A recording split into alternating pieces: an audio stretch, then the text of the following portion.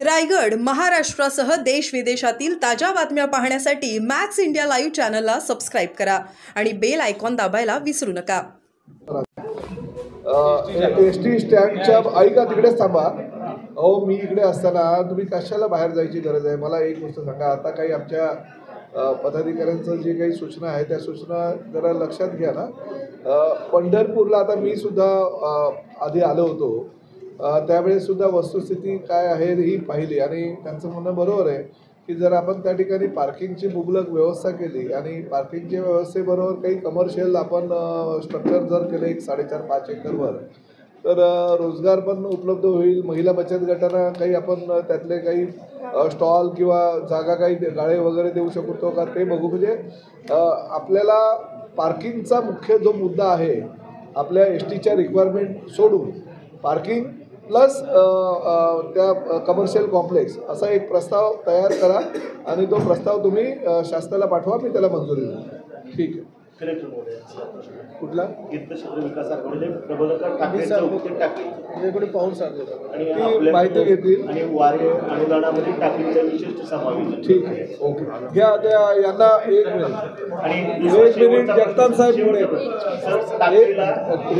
जगताप साहेब पुरवठा योजना दिली आहे, त्याच्यामध्ये अडवणूक केली जाते। 70 लाखाची मागणी स्वतः जातीने 200 मीटर त्या ठिकाणी रस्ता अडवलेला आहे। आपण एसपी साहेबांनी आम्हाला प्रोटेक्शन दिलं ते 700 मीटर झाले, 700 मीटर झाले, पण 200 मीटरचा टप्पा आणखी लागतो, आपण सहकार्य करावं। ठीक आहे, ते कलेक्टरने सांगितले पोलीस प्रोटेक्शन मध्ये करणार। जगताप साहेबांना द्या घ्या साहेब। करमाळा तालुक्यामध्ये उलटे धरणाच्या खाली आता सध्या केळीची लागवड खूप आहे, ऊस कमी झालेला आहे। मला वाटतं त्या ठिकाणी बऱ्याच वेळा प्रश्न मांडलेले आहेत की केळी संशोधन केंद्र उभं राहावं म्हणून। मला वाटतं हाऊसमध्ये बी तो विषय झाला आणि बऱ्याच वेळा झाला आणि त्याची तातडीची गरज आहे, ते त्वरित व्हावी अशी या ठिकाणी आमची मागणी। प्रस्ताव गेला होता आधी, जागा बी आहे, आता परत शासनाची जागा आहे पुणे परत एकदा पाठवा ना। 40-45 एकर मला वाटतं परत एकदा पाठवताय, एकदा पाठवलेला परंतु त्याला रिस्पॉन्स शासनाकडनं मिळाला नाही। मी कलेक्टरांना जिल्हाधिकाऱ्यांना असं सांगितलं की परत एकदा पाठवा। होऊ दे। जातेगाव टिमोर्णी रस्त्याचा एक प्रश्न आहे सर, आज प्रेझेंटेशन आहे सर आपल्या यशस्विनीचं पण आहे। ठीक आहे, हे घ्या तो मार्क जातेगाव टिमोर्णी रस्त्याचा एक अनेक वर्षाचा प्रश्न आहे साहेब। तिथे इतके ऍक्सिडेंट झाले की हजारोनी लोक मेले। अच्छा,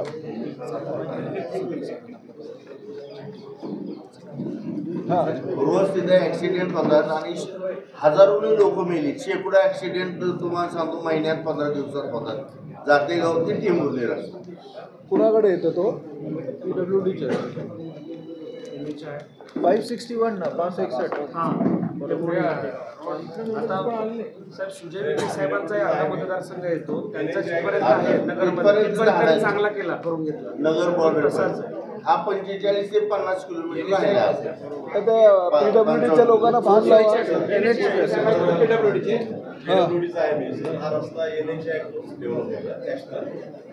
हे तुमच्याकडे येत नाही, पण NHAचा आता फोन आहे, त्यांना फोन लावून द्या मला। ठीक आहे, मी बोलतो त्यांच्याशी। 1996 पासून ST stop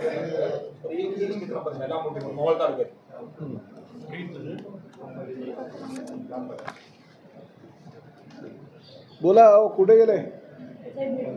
ST DC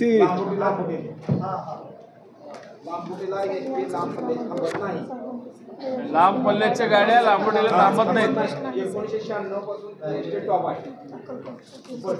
highway झाल्यामुळे कसं होत आहे, खाली गाड्या उतरत नाही।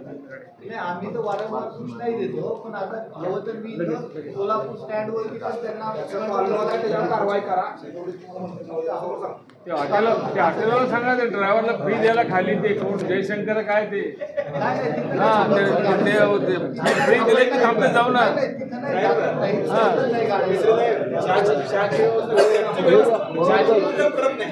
साहेब, दक्षिण सोलापूरमध्ये 40 किलोमीटरवरती गाव आहे, तर तिथे वारंवार निवेदन पण आपल्याला दिले होते की बस नाही, बरेच वर्ष झाले तिथे.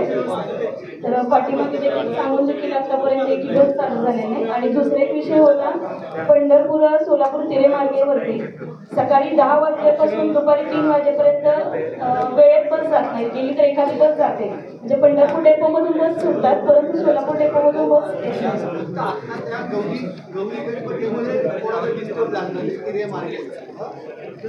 आता होईल व्यवस्थित. ओके, ठीक आहे, चला बोला. हो, बोलतो. आधी पत्रकारांशी बोल.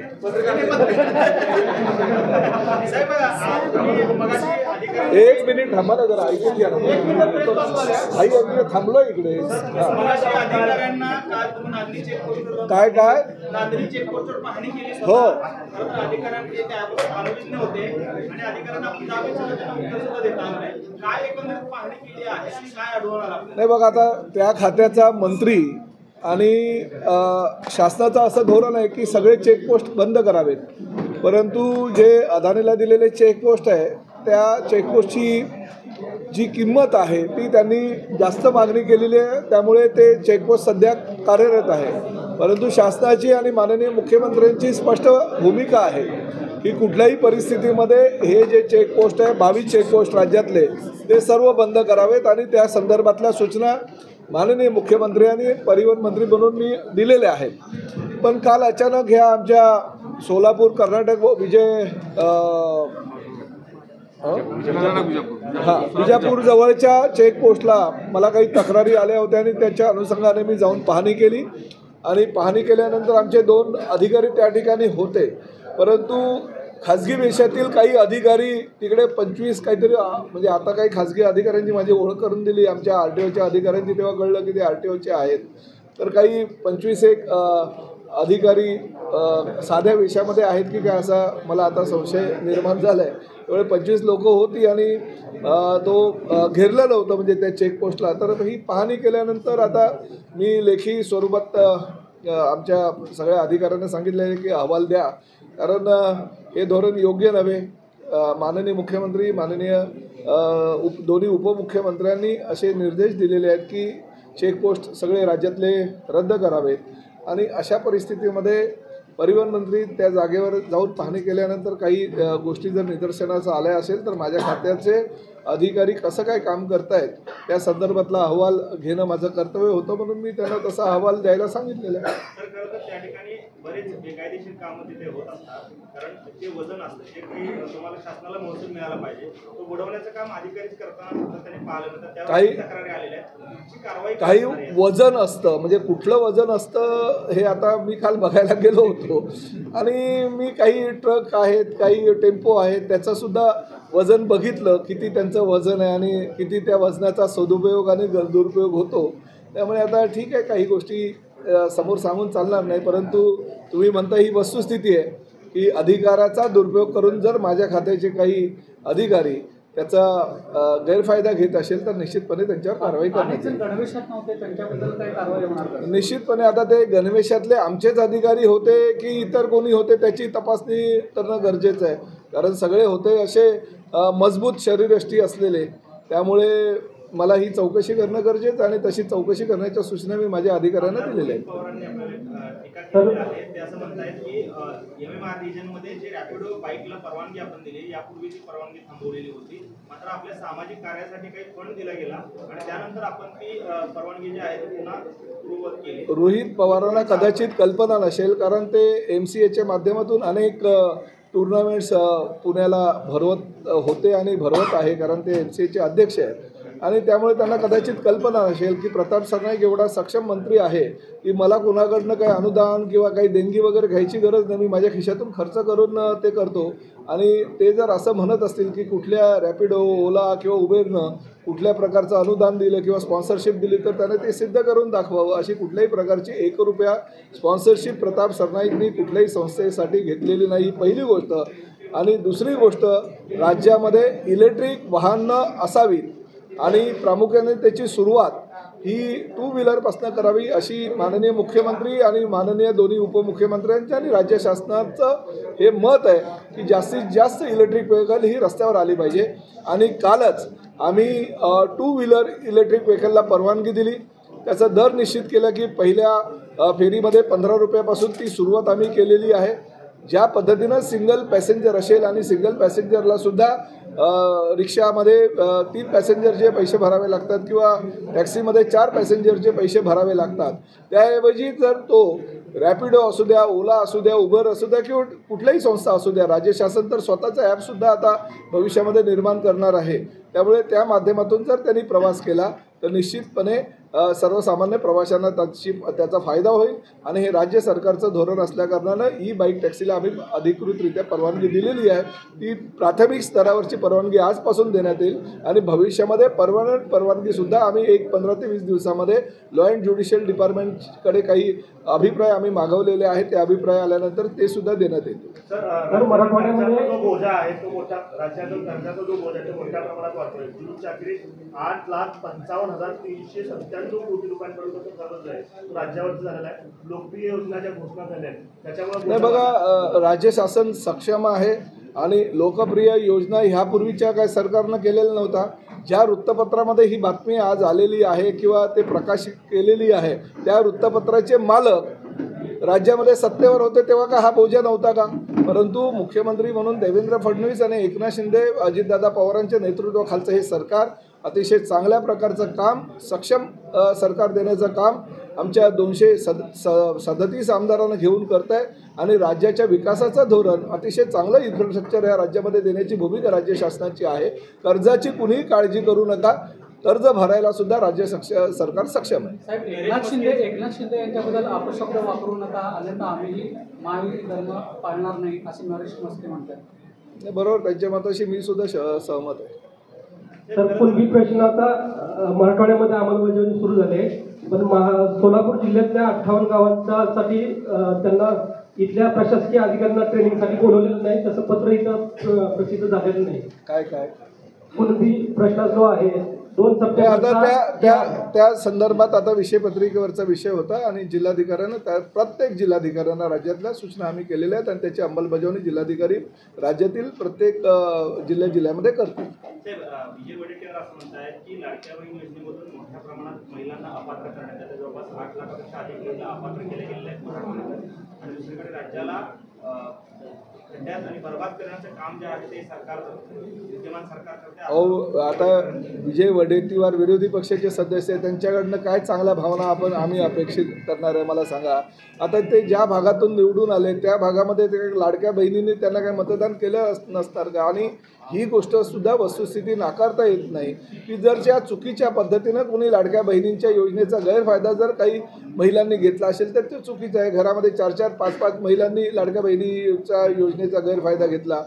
शासकीय स्तरावर काही महिला भगिनी आमच्या आहेत, त्या नोकरीला असताना सुद्धा शासनाकडे त्यांनी लाडक्या बहिणी योजनेचा हा गैरफायदा घेतलेला. अनेक आमच्याकडे काही गैरफायदा घेतल्याच्या तक्रारी आहेत आणि ज्यांनी चुकीचं केलं असेल तर निश्चितपणे त्याच्यावर शासन तर असे दोषी कोणी असेल तर त्यांच्यावर कारवाई करणारच. लोकनाट्य कला केंद्राच्या नावाखाली घोरखंड तो राज्यभरामध्ये विशेषतः धाराशिव असेल, सोलापूर त्याच्या कॉन्टेक्टवरती पाहायला मिळते. एका उपसरपंचानं आत्महत्या या सगळ्या जातीला कंटाळून केलेली आहे. ही वस्तुस्थिती आहे.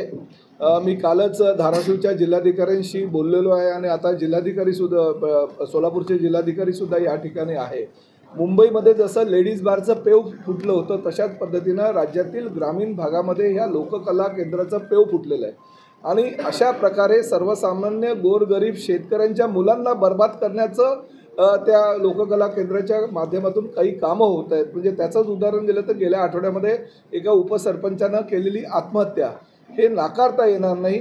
अशा प्रकारे जर लोककलाच्या नावाखाली कुणी जर गैरफायदा घेत असेल आणि वेश्या प्रवृत्तीला जर काही उत्तेजन देण्याचा प्रयत्न जर कुणी काही करत असेल तर निश्चितपणे राज्याचा जबाबदार मंत्री म्हणून किंवा राज्य सरकार बिलकुल अशा लोकांना पाठीशी घालणार नाही. लोककला आहे ती जिवंत राहिली पाहिजे कारण ती महाराष्ट्राची संस्कृती आहे पण लोककला केंद्राच्या नावाखाली जर असे चुकीच्या पद्धतीचे काही व्यवहार जर करत असतील तर मी जिल्हाधिकाऱ्यांना आता सूचना देतो. धाराशिवच्या जिल्हाधिकाऱ्यांना सुद्धा मी पालकमंत्री असल्याकारणानं सूचना केलेल्या आहे की असे बेकायदेशीर चालणारे लोककला केंद्र ज्यातून गैरफायदा घेतला जातो आणि शेतकऱ्याच्या मुलांना देशोधडीला किंवा शेतकऱ्यांना देशोधडीला लावण्याचं काम जर होत असेल तर ते ताबडतोब बंद करा, त्यांच्यावर कारवाई करा. जुने जे परवानगी दिलेले आहेत ते परवानेसुद्धा रद्द करा. आता पोलीस आयुक्तांना सुद्धा मी तशा सूचना केलेल्या आहेत आणि त्याचबरोबर SP ने सुद्धा मी सूचना तशा केलेल्या आहेत. एकनाथ शिंदे साहेब वगैरे असताना कारभार एक मोडवण्यासाठी मोहीम चालवली त्यावेळेस त्या काळात. आता या काळात अशा पद्धतीची मोहीम चालवण्याची वेळ आली असं मला नाही, असं मी म्हणणार नाही. शेवटी ही महाराष्ट्राची लोककला जी आहे ती सुद्धा जिवंत ठेवणं हे आमचं कर्तव्य आहे, कारण ती राज्याची संस्कृती आहे आणि संस्कृतीचा नावाखाली जर कोणी व्यभिचार करत असेल, वेश्या व्यवसाय चालत असेल तर ते बंद करणं आमचं शासन म्हणून कर्तव्य आहे आणि शासन पूर्णपणे कठोर कारवाई अशा प्रवृत्तीच्या विरोधामध्ये आहे. आम्ही सगळ्या जिल्हाधिकाऱ्यांना, सगळ्या पोलीस आयुक्तांना,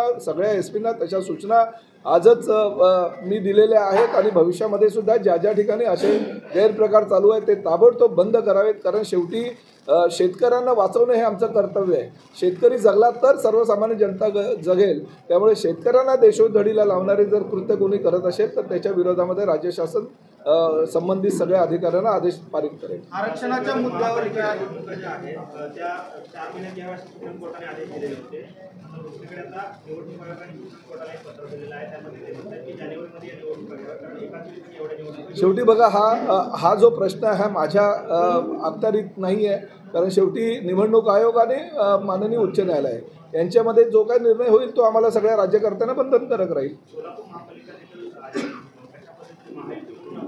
राज्यामध्ये सगळीकडे महायुती म्हणूनच आम्ही लढणार आहोत आणि राज्यातील सगळ्या ग्रामपंचायता, जिल्हा परिषदा, नगर परिषदा किंवा महापालिकेवर महायुतीची सत्ता यावी ह्यासाठी आम्ही तिघेही जे आमचे मुख्य नेते आहेत आदरणीय देवेंद्रजी फडणवीस, एकनाथ शिंदे साहेब आणि अजितदादा पवार यांच्या नेतृत्वाखाली पूर्ण महाराष्ट्रामध्ये सगळीकडे आमची महायुतीची सत्ता येईल याची आम्हाला खात्री. सरकार जे आहे त्या आरक्षणाच्या मुद्द्यावर प्रत्येक समाजाला, प्रत्येक जातीमध्ये भांडण लावून जे आहे त्यांना रस्त्यावर आणत असल्याचं संजय राऊत म्हणतात. संजय राऊतांना काय म्हणायचं आहे, त्यांच्या घरामध्ये ज्यावेळेस भारत पाकिस्तान मॅचला ते विरोध करत होते त्यांच्या घरामध्ये TV चालू होता आणि भारत पाकिस्तान मॅच त्यांचे कुटुंबीय बघत होते. आमच्याकडे पुरावे आहेत. बऱ्याच लोकांनी आम्हाला व्हिडिओ पाठवलेत. जी लोक ते रस्त्यावर उतरले होते भारत पाकिस्तान मॅचच्या विरोधामध्ये त्यांच्या सगळ्यांच्या घरामध्ये फटाके फुटत होते. आता अशा संजय राऊतांच्या प्रश्नाला, प्रत्येक प्रश्नाला उत्तर देणं आमचं काय कर्तव्य आम्ही समजत नाही. समाजातल्या सर्व जाती धर्माला न्याय देण्याची भूमिका देवेंद्र फडणवीस साहेबांच्या सरकारनं घेतलेली आहे आणि ती भूमिका आम्ही कायम ठेवणार. बंजारा समाजाचा ST प्रवर्गामध्ये समावेश करावा म्हणून राज्यभरामध्ये मोर्चे निघत आहेत. आज सोलापूरमध्ये सुद्धा अशा प्रकारचा मोर्चा निघत आहे. खरं तर काही दिवसांत म्हणजे कालच धनंजय मुंडे यांनी बंजारा आणि बंजारा हे एकच आहेत असं म्हणून बंजारा समाजाचा रूप सुद्धा पत्कारलेला होता. सरकार म्हणून काय भूमिका असणार आहे? नाही बघा, सरकार म्हणून हे मी फक्त सोलापूरचा संपर्क मंत्री आहे, परंतु हे निर्णय घेण्याचे अधिकार मुख्यमंत्री आणि दोन्ही उपमुख्यमंत्र्यांचे आहे. आणि लोकशाहीमध्ये भले मराठा समाज असू द्या, कुणबी समाज असू द्या, OBC समाज असू द्या, ST असू द्या किंवा बंजारा समाज असू द्या, प्रत्येक समाजाला लोकशाहीमध्ये आपल्या अधिकारासाठी रस्त्यावर उतरण्याचे अधिकार प्रदान केलेले आहेत. त्यामुळे प्रत्येकजण हा आपल्या समाजासाठी रस्त्यावर उतरतो. त्याला न्याय देण्याची भूमिका जी आहे जर कायद्याच्या कक्षेमध्ये बसत असेल तर आमचं सरकार निश्चितपणे घेईल. तर आगामी काळामध्ये शिक्षक आणि पदवीधर संघाच्या निवडणूक आहे. शहाजीबापू पाटलांनी आता मागणी केलेली की पदवीधर मतदारसंघ भाजपला घ्यावा, शिक्षक मतदारसंघ सेनेकडे द्यावा. शिवसैनिक म्हणून आपली काय या भागातले आमचे शहाजीबापू पाटील आमचे ज्येष्ठ नेते आहेत आणि त्यांच्या मागणीचा विचार निश्चितपणे वरिष्ठ पातळीवर केला जाईल आणि सोलापूरचा संपर्क मंत्री म्हणून मी शहाजी पाटील यांच्या जी भूमिका त्यांनी घेतलेली त्या भूमिकेशी सहमत आहे. ओके. हो, चांगलं अर्थ खातं त्यांना मिळालेलं आहे आणि चांगल्या प्रकारची भूमिका. आणि शेवटी अंजली दमाने यांनी हे सुद्धा जेव्हा रोहित पवार यांनी ट्विट केलं त्यामुळे त्यांनी सुद्धा त्यांची भूमिका जाहीर केली. त्या सामाजिक कार्यकर्त्या आणि सामाजिक कार्यकर्त्याच्या एखाद्या पतीनं किंवा कुटुंबियातल्या व्यक्तीनं काहीच करू नये असं काही असतं का? कोणी जर काही शासकीय कामामध्ये सहकार्य सरकारला करत असेल तर ते चुकीचं आहे का? मी त्यांचं स्वागत करतो. रोहित पवारांनी सुद्धा त्यांचे नातेवाईक जर त्या क्षेत्रातले संबंधित कुणी असेल तर आमच्याकडे पाठवावं. आम्ही त्यांनाही रोजगाराची हमी आम्ही पूर्णपणे देऊ.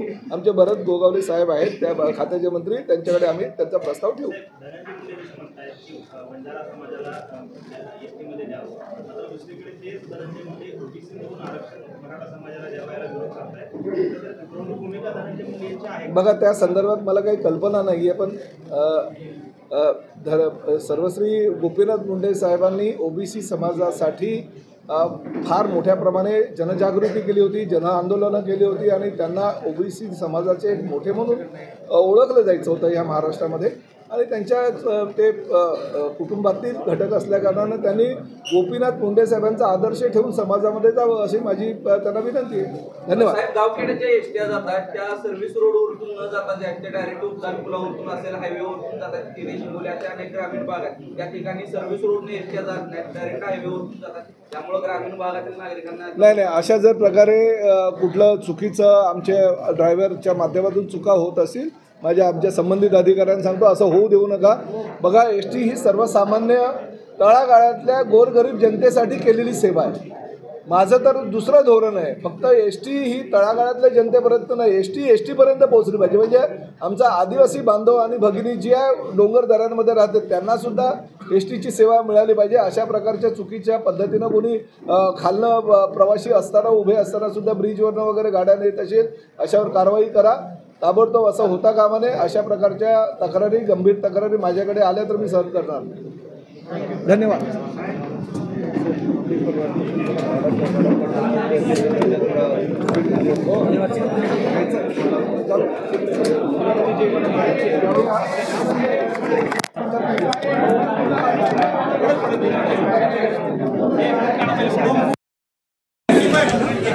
त्याच्यावर